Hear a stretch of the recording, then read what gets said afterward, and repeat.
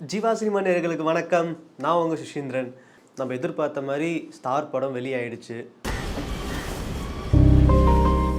வெளியாயிட்டு ட்ரெய்லருக்கு எப்படி வரவேற்பு கிடைச்சிருக்கோ, அதே மாரி படத்துக்கும் மக்கள்கிட்ட நல்ல வரவேற்பு கிடைச்சிட்டு இருக்குது.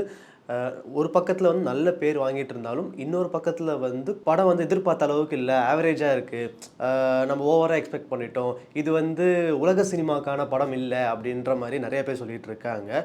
அஃப்கோர்ஸ் ட்ரெய்லர் பார்க்கும்போதே இது கமர்ஷியல் மூவி. இந்த கமர்ஷியல் மூவில நார்மலா என்னென்ன சொல்ல வரணுமோ, அது ஒரு மோட்டிவேஷன் கலந்த மாரியோ, சினிமாக்காக பாடுபடுற மாரியோ காட்டியிருக்கானுங்க. பட் ட்ரெய்லர் பார்க்கும்போது தெரியுது இது உலக சினிமாக்கான படம் கிடையாதுன்ட்டு. பட் மீம்லாம் போட்டு சோஷியல் மீடியால நெறைய விஷயங்கள் பேசினாங்க. இல்லடா இது அடுத்த உலக சினிமாக்கான படம்டா அப்படின்னு. உலக சினிமா படங்கள் எப்படி இருக்கும்னு சொல்லிட்டு ஒரு ட்ரெய்லர் பார்த்தோனே நம்ம கண்டுபிடிச்சிடலாம். ஸோ அதனால இந்த படத்தோட ட்ரெய்லர் பார்க்கும்போது இம்ப்ரெசிவா இருந்துச்சு, நல்லா இருந்துச்சு. ஓகே, இந்த படத்தோட ட்ரெய்லர்லேயே ஒரு உற்சாகம் தெரியுது. தமிழ் சினிமாவுக்கு ஒரு நல்ல ஒரு கண்டென்ட் கொடுக்க போறாங்கன்னு தெரியுது. கவினோட ஆக்டிங்னே சொல்ல முடியாது. அந்த கதாபாத்திரமாவே அவர் வாழ்ந்திருக்காருன்னு தான் சொல்ல முடியும். ஸோ அந்த அளவுக்கு ஒரு நல்ல ஒரு லைவ்லியான ஒரு பெர்ஃபார்மன்ஸ். அதுக்கப்புறமா ஒவ்வொரு படத்துலயும் அவரோட ஆக்டிங் ஸ்கில் இம்ப்ரூவ் ஆகிட்டே இருக்குன்னு சொல்லலாம். இந்த படத்துல ஓகேடா he is a perfect performer அப்படின்ற மாதிரி நமக்கு கண்டிப்பா ஒரு பேரே குடுத்துடலாம். ஏன்னா படத்துல ஒரு சட்டிலான சீன் எப்படி நடிக்கணுமோ, இல்ல ஜாலியான ஒரு சீன் எப்படி நடிக்கணுமோ, ஒரு எமோஷன் கலந்த ஒரு சீன், அதுக்கப்புறம் அந்த மனசுல அந்த வலி, அந்த ஏக்கம்லாம் இருக்குது பார்த்தீங்களா? அது எல்லாமே முகத்துல அவ்வளோ இதா ஒரு சூப்பரா கொண்டு வந்தாரு. என்கிட்ட காசு இல்லைப்பா. காசு இல்லை சார். காசு இருக்குமா? அந்த அளவு கவினோட பெர்ஃபார்மன்ஸ் அந்த படத்துல ஒரு பெரிய பில்லர்னே சொல்லலாம். கவினை தாண்டி இந்த படத்துல செகண்ட் ஹீரோ ஒருத்தர் இருக்கார். அது யாருன்னு உங்களுக்கே தெரிஞ்சிருக்கும். அஃப்கோர்ஸ் யுவன் சங்கர் ராஜா தான். யுவன் சங்கர் ராஜா ஒரு கொஞ்சம் மாசங்களுக்கு முன்னாடி, கொஞ்சம் வாரங்களுக்கு முன்னாடி நிறைய பேர் மீம்ஸ்லாம் வச்சு அவள்தான் யுவன் ஃபீல்ட் அவுட்டு, ஒன்றும் இல்லை, வேஸ்ட்டு, அனிருத் தான் பெஸ்ட்டு அப்படின்னு சொல்லிட்டு இப்படிலாம் கம்பேர் பண்ணி தேவையில்லாத வார்த்தைகள்லாம் போட்டு யுவன் இன்ஸ்டாகிராம் அக்கௌண்ட்டே கொஞ்ச நாளைக்கு டீஆக்டிவேட் பண்ணி வச்சிருந்தா தான் பார்த்துங்களேன். அந்த அளவுக்கு ரிலீஸ் ஆன அந்த ஒரு பாட்டு மூலியமா இவனோட லைஃபையே வேற மாதிரி கொண்டு போனானுங்க. இவன்லாம் வேஸ்ட், இவர்லாம் ஓவர் ரேட்டட் அப்படின்ற மாதிரி மீம்ஸ்லாம் கூட நிறைய விஷயங்கள் நம்ம பார்த்தோம். ஸோ என்னடா இவ்வளோ கண்டென்ட் கொடுத்துருக்காரு, இவ்வளோ சூப்பரான சாங்ஸ்லாம் கொடுத்துருக்காரு, ஏதோ ஒரு சாங் லைட்டாக சொதப்பியிருக்காரு, அதுக்குன்ற இந்த அளவுக்கு இறக்கி போடுவீங்க அப்படின்ற மாதிரி நிறைய விஷயங்கள் பார்த்தோம். ஆனால் இந்த படத்தில் இவன் அவங்களுக்கு எல்லாமே சேர்த்த மாதிரி செருப்படி தான் கொடுத்துருக்காரு. இவனோட மியூசிக் தான் இந்த படத்தில் ஒரு மெயின் பில்லர்னே சொல்லலாம். கவினுக்கு அடுத்து லவ் மியூசிக்காக இருந்தாலும் சரி, காமெடி மியூசிக்காக இருந்தாலும் சரி, எல்லாமே சூப்பராக கொடுத்துருக்கு. அதையும் தாண்டி ஸ்டாருக்குன்னு தனியாக ஒரு பிஜிஎம் போட்டிருக்காரு. அந்த பிஜிஎம் இப்போ கேட்டாலும் நம்ம உடம்புல சிலிர்க்குதுங்க.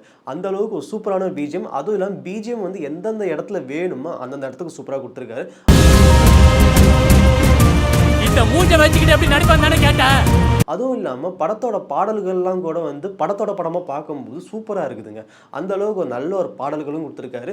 ஆனால் ஒரு மியூசிக் டைரக்டருக்கு ஸ்பேஸ் தரணும்.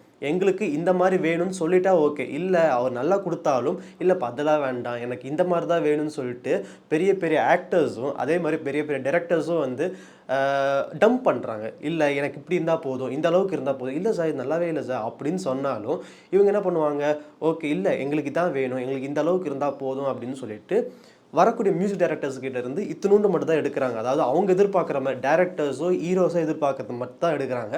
பட் இவன் ஸ்பேஸ் கொடுத்தா சூப்பராக ஒர்க் பண்ணுவார். ஃபார் எக்ஸாம்பிள் லவ் டுடேன்னு ஒரு படம் வந்துச்சு. அந்த படத்தோட கதையெல்லாம் ஒன்றும் பெரிய கதையெல்லாம் கிடையாது.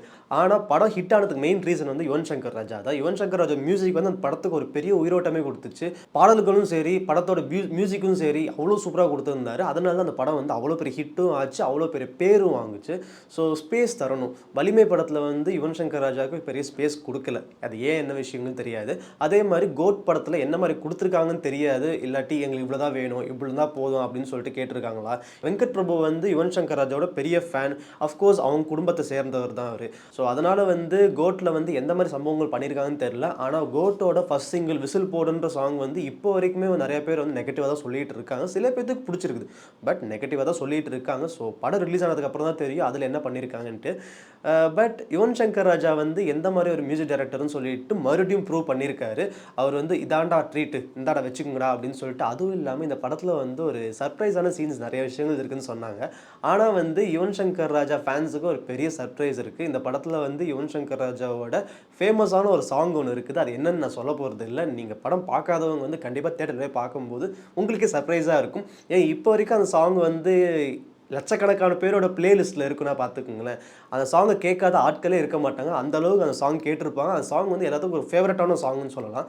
ஸோ படம் பார்க்கும்போது உங்களுக்கும் புரியும். அந்த சாங்கோட பிளேஸ்மெண்ட் வந்து படத்தில் கரெக்டான ஒரு இடத்துல வச்சாங்க. அதுவும் இல்லாமல் இந்த படத்தோட டைரக்டர் எலன் வந்து தனுஷோட ஃபேன். அதுக்கப்புறமா வந்து யுவன் சங்கர் ராஜாவோட ஃபேன் போல். ஸோ அதனால் வந்து நிறைய இடத்துல வந்து யுவனோட ரெஃபரன்ஸோ, அதுக்கப்புறமா வந்து நிறைய இடத்துல தனுஷோட ரெஃபரன்ஸோ நிறைய இடத்துல வந்துக்கிட்டே இருந்துச்சு. ஸோ அதனால வந்து இந்த பாட்டும் வந்து படத்தில் கரெக்டான ஒரு பிளேஸ்மெண்ட் கொடுத்துருக்காங்க. ஸோ படம் பார்க்கும்போது உங்களுக்கும் புரியும், நீங்களும் என்ஜாய் பண்ணுவீங்க. அதே மாதிரி இந்த படத்தில் வந்து கூட ஒர்க் பண்ண சப்போர்ட்டிங் ஆக்டர்ஸும் தாண்டி அவங்க தான் இந்த படத்துக்கு வந்து இன்னொரு அடிஷ்னல் பாயிண்ட்னு சொல்லலாம். ஃபார் எக்ஸாம்பிள் வந்து இந்த படத்தில் வந்து கவினுக்கு அப்பாவை வந்து லால் சார் நடிச்சிருக்காரு. லால் வந்து எப்பேற்பட்ட ஆக்டர்னு உங்களுக்கு நல்லாவே தெரியும். அந்த கொடுத்த கதாபாத்திரத்தை வந்து நச்சுன்னு சூப்பராக பண்ணுவார். குட்டி கதாபாத்திரமாக இருந்தாலும் சரி, இல்லை பெருசாக இருந்தாலும் சரி, சூப்பராக பண்ணுவார். அந்த அளவுக்கு யதார்த்தமான ஒரு கேரக்டராக இருந்தார். ஒரு அப்பானா எப்படி இருக்கணும், எந்த மாதிரி ஒரு பிள்ளைக்கு சப்போர்ட் பண்ணணும் அப்படின்னு சொல்லிட்டு அவ்வளோ சூப்பராக காட்டியிருக்காரு. நீ மட்டும் விஷயம் மறைச்சிட்ட, நீ ஜெயிச்சுட்டடா. ஈவன் தோ வந்து அவங்க எல்லாருமே மிடில் கிளாஸ் ஃபேமிலி மாதிரி தான் காட்டியிருப்பாங்க. ரொம்ப டெவலப்பான ஃபேமிலி, ரொம்ப செட்டிலான ஃபேமிலிலாம் காட்டிக்க மாட்டாங்க. எல்லாம் மிடில் கிளாஸ் ஃபேமிலி எதுக்கெல்லாம் கஷ்டப்படுவாங்க, காசுக்காக எவ்வளோ கஷ்டப்படுறாங்க. ஆஹா நம்ம கையில் காசு இல்லையே, என்ன பண்ணுறது, நம்ம கூட வந்து பையன் இருக்கிறான், ஆனால் பையன் வந்து ஒரு துணையாக வந்துருவான்னு பார்த்தா அவன் வந்து சினிமான்னு போகிறானே அப்படின்னு சொல்லிட்டு ஏங்கிட்டு இருக்கிற அம்மா ஒரு பக்கம். இன்னொரு பக்கம் வந்து பையனோட ஆசை வந்து சினிமா நடிகர் ஆகணும். அதே மாதிரி என்னோட பையன் வந்து சினிமா நடிகராக பார்க்கணுன்னு தான் என்னோட ஆசை அப்படின்னு சொல்லிட்டு சப்போர்ட் பண்ணுற இன்னொரு பக்கம் அப்பாவும். அதுக்கப்புறம் வீட்டில் ஒரு அக்கா இருக்காங்க. அந்த அக்காவை வந்து என்னோட தம்பி வந்து நல்ல ஒரு நடிகராக வரணும், ஃபேமஸ் ஆகணும் அப்படின்னு சொல்லிட்டு ஏக்கத்தோடு காத்துக்கிட்டு இருக்காங்க. அதுவும் இந்த படத்தில் வந்து சூப்பராக காட்டியிருக்காங்கன்னு சொல்லலாம். ஸோ ஒவ்வொரு சீன் பார்க்கும்போது வந்து நிறைய பேரோட மனசில் வந்து இடம் பிடிக்குது. அதே மாதிரி சில சீன்ஸ் பார்க்கும்போது வந்து இந்த சீன் தேவையே இல்லைன்னு தோணுது. அந்த மாதிரி சீன்ஸ்லாம் பார்த்தீங்கன்னா லவ் போர்ஷன்லாம் வந்து இந்த படத்துக்கு வந்து பெரிய விஷயங்களே இல்லை, தேவையே இல்லை. அதை கட் பண்ணி தூக்கி இருந்தால் படம் இன்னும் விறுவிறுப்பாக போயிட்டே இருந்திருக்கும். ஃபர்ஸ்ட் ஆஃப் வந்து எந்த அளவுக்கு சூப்பராக எங்கேஜிங்காக கொண்டு போயிருந்தாங்களோ, இன்டர்வலில் ஒரு பெரிய ட்விஸ்ட்டோட ஒரு அதிர்ச்சியான ஒரு விஷயத்தோடு ஸ்டாப் பண்ணியிருந்தாங்க. அதுக்கப்புறமா வந்து செகண்ட் ஹாஃபில் வந்து அப்படியே கொண்டு போனாங்க. அது டக்குன்னு முடிச்சுட்டு போயிட்டே இருக்கலாம். லவ் போர்ஷன் வச்சு அதில் வந்து இழுவையாக இழுத்து ஸோ அது வேறு மாதிரி கொண்டு போனதுனால வந்து படத்தில் வந்து ஸ்லோனஸ் தெரிய ஆரம்பிச்சிது. ஸோ அதனால் வந்து ஆடியன்ஸ் வந்து எப்படா படத்தை முடிப்பீங்க, டக்குன்னு முடிங்கடா, எப்படி இருந்தாலும் வந்து கிளைமேக்ஸில் வந்து ஹீரோ வந்து ஜெயிச்சிட போகிறாரு, ஸோ அதை டக்குன்னு காட்டுங்கடா அப்படின்ற அளவுக்கு கேட்குற அளவுக்கு நிறைய பேர் பேசிகிட்டே இருந்தாங்க. எப்படா முடியும் அப்படின்ற மாதிரி இருந்துச்சு. ஸோ செகண்ட் ஹாஃப் வந்து அந்தளவுக்கு ஒரு இழுத்து கொண்டு போயிட்டானுங்க. ஸோ அதெல்லாம் மட்டும் ட்ரிம் பண்ணியிருந்தால் இந்த படம் வந்து இன்னுமே ஒரு பேசுகிற அளவுக்கு ஒரு பெரிய படமாக வந்திருக்கும். ஏன்னா ட்ரெய்லரில் வந்து எந்த அளவுக்கு ஒரு சூப்பராக கட் பண்ணி இருந்தாங்களோ படத்தில் வந்து அந்த அளவுக்கு வந்து கிறிஸ்பாக கட் பண்ணலன்னு தான் சொல்ல முடியும். நீங்கள் ட்ரெய்லரை பார்த்த சீன்ஸ் எல்லாமே ஹைலைட்டான சீன்ஸ் தான் கட் பண்ணி ட்ரெய்லரில் வச்சுருக்காங்க. படத்தில் வந்து அந்தந்த சீன்ஸ்லாம் பார்க்கும்போது ஓகே நல்லா இருந்துச்சு, கனெக்ட் ஆச்சு. முக்கியமாக வந்து இந்த படம் வந்து இப்போ வரைக்கும் வந்து நல்ல பேர் வாங்கிட்டு இருக்குன்னா அது காரணம் வந்து படத்தில் வந்து கனெக்டிவிட்டியான சீன்ஸ். அதாவது வந்து சினிமாவில் சாதிக்கணும்னா மட்டும் கிடையாது, எல்லா துறையிலும் சாதிக்கணும்னு சொல்லிட்டு ஒவ்வொருத்தவங்க ஒவ்வொரு விஷயத்தை கஷ்டப்பட்டுட்டே இருக்காங்க பார்த்தீங்களா. அந்த கஷ்டப்பட்டுட்டு இருக்காங்க எல்லாத்துக்குமே வந்து ஒரு சீன் பார்க்கும்போது கனெக்ட் ஆகும். அது படத்தில் வந்து சினிமா மூலியமாக காட்டி இருந்தாலும் ஆனால் வந்து ஒரு போலீஸ் ஆகுறாங்களா, அந்த போலீஸ் ஆகிறதுக்கு அவன் எவ்வளோ கஷ்டப்படுறான், அதுக்கப்புறம் டாக்டர் ஆகுறானா, டாக்டர் அவர் எவ்வளோ கஷ்டப்படுறான் அப்படின்னு சொல்லிட்டு ஒவ்வொரு விஷயமும் படம் பார்க்கும்போது வந்து நம்மளுக்கு கண்டிப்பாக வந்து கனெக்ட் ஆகும். ஸோ அதனால இந்த படம் வந்து ரசிக்கிற மாதிரி விஷயங்கள் நிறையா இருக்குது. அதே மாதிரி கட் பண்ண வேண்டிய விஷயங்கள் நிறையா இருக்குது. ஸோ அதெல்லாம் கட் பண்ணியிருந்தாலே படம் இன்னும் வேறு லெவலில் வந்திருக்குன்னு தோணுது. ஸோ கவினோட பர்ஃபார்மன்ஸ், அவரோட ஸ்க்ரீன் ப்ரெசன்ஸில் தேட்டரில் பார்க்கும்போது நம்மளுக்கு எந்த மாதிரி ஃபீல் ஆகுதுன்னு பார்த்தீங்கன்னா, நம்ம கூடவே பிறந்த ஒரு அண்ணன், கூடவே பிறந்த ஒரு தம்பி, இல்லாட்டி பக்கத்து வீட்டு பையன், நம்மளுக்கு தெரிஞ்ச ஒரு பையன், நம்மளோட ஃப்ரெண்டு ஒருத்தன் வந்து கஷ்டப்பட்டு முன்னேறி ஒரு படத்தில் நடிச்சிட்டு இருக்கிறான். அவர் ஸ்க்ரீனில் காட்டும் போது நம்மளுக்கும் சந்தோஷம் வருதுங்க. ஸோ ஒரு மிடில் கிளாஸாக இருந்து எந்த ஒரு பேக்ரவுண்டுமே இல்லாமல் ஒரு சினிமா ஃபீல்டுக்குள்ளே வந்து சீரியல் நடித்து ஆங்கராக இருந்து அதுக்கப்புறமா வந்து ஃபைனலாக வந்து சினிமாக்குள்ளே வந்து ஒரு படங்கள் நடித்து அந்த படம் ஃப்ளாப் ஆகி வந்ததும் தெரியாத போனதும் தெரியாமல் அப்புறம் பிக் பாஸ் மூலியமாக ஃபேமஸ் ஆகி அதுக்கப்புறமா வந்து லிஃப்ட்டு, அதுக்கப்புறம் டாடா, அதுக்கப்புறம் இப்போ ஸ்டாரில் வந்து நிற்கிறாரு. கவினுக்கு வந்து நல்ல நல்ல படங்கள்லாம் கிடச்சிட்டு இருக்குது. அவர் பார்த்து ஸ்கிரிப்டை செலக்ட் பண்ணிட்டு இருக்காரு. ஸோ கண்டிப்பாக வந்து அவரோட எதிர்காலமும் நல்லா இருக்கும்னு தோணுது. கண்டிப்பாக வந்து கோலிவுட் இண்டஸ்ட்ரியில் வந்து ஒன் ஆஃப் த பெஸ்ட் ஆக்டராக வருவார்னு நல்ல ஒரு நம்பிக்கையே வந்துருச்சு. ஏன்னா அந்த அளவுக்கு ஒரு பெர்ஃபார்மன்ஸ் வந்து ஸ்டார் படத்தில் அவர் நல்லாவே கொடுத்துருக்காரு. இந்த படத்தோட ஹைலைட்டான சீன்ஸ்லாம் பார்த்தீங்கன்னா, நான் ஸ்பாய்லர்லாம் பண்ணல, மொட்டை மாடியில் ஒரு சீன் இருக்குதுங்க. மொட்டை மாடியில் வந்து நான் ஒரு விஷயம் ப்ரிப்பேர் பண்ணியிருக்கேன், அதை வேணால் உங்ககிட்ட சொல்லி காட்டட்டுமா, சொல்லுப்பா அப்படின்னு சொல்லிட்டு அந்த ஸ்கிரிப்ட் பேப்பரை வந்து அங்கே வச்சுட்டு அவர் வந்து ஒரு பெர்ஃபார்மன்ஸ் கொடுப்பாரு. ஒரு டயலாக் டெலிவரி தான் அது. அந்த டயலாக் டெலிவரியை வந்து எந்த அளவு சூப்பராக கொடுக்க முடியுமோ அந்த ஷாட்டில் வந்து கேமராவும் பயங்கரமாக விளையாண்டுருப்பாங்க, எடிட்டிங்கும் சூப்பராக இருக்கும். அந்த முக்கியமாக பேக்ரவுண்ட் பிஜிஎம்ங்க. ஸோ எல்லாமே சேர்ந்த ஒரு கலவையாக அந்த சீன் வந்து அவ்வளோ எலிவேட் பண்ணிச்சு. சூப்பரான நடிகர் அதிலே ப்ரூவ் பண்ணிட்டாரு.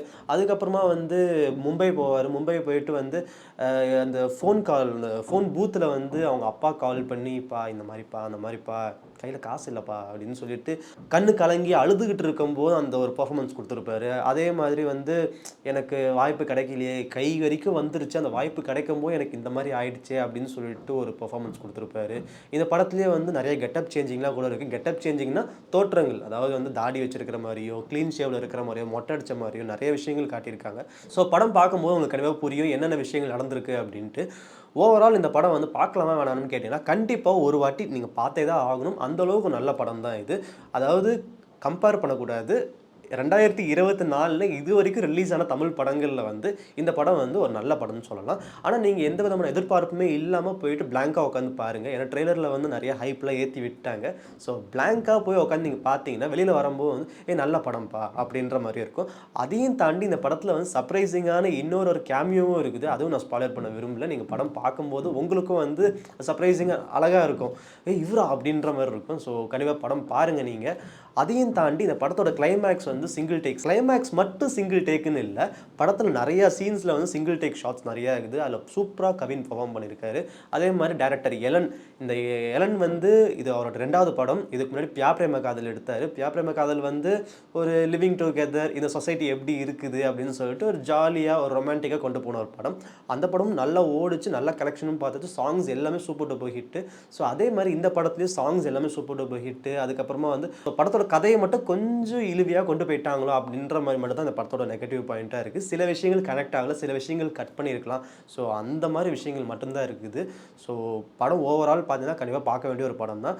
எலன் வந்து நல்ல ஒரு படம் கொடுத்துருக்காரு. இன்னும் கொஞ்சம் பர்ஃபெக்டாக கொடுத்துருக்கலாம் தான் தோணுது. ஸோ இந்த படம் வந்து அவரோட அப்பாவுக்கு டெடிகேட் பண்ணுறதா சொல்லிட்டு ஸ்டார்டிங்லேயும் சரி படத்தோட எண்டிங்லேயும் சரி சூப்பராக கொடுத்துருந்தாங்க.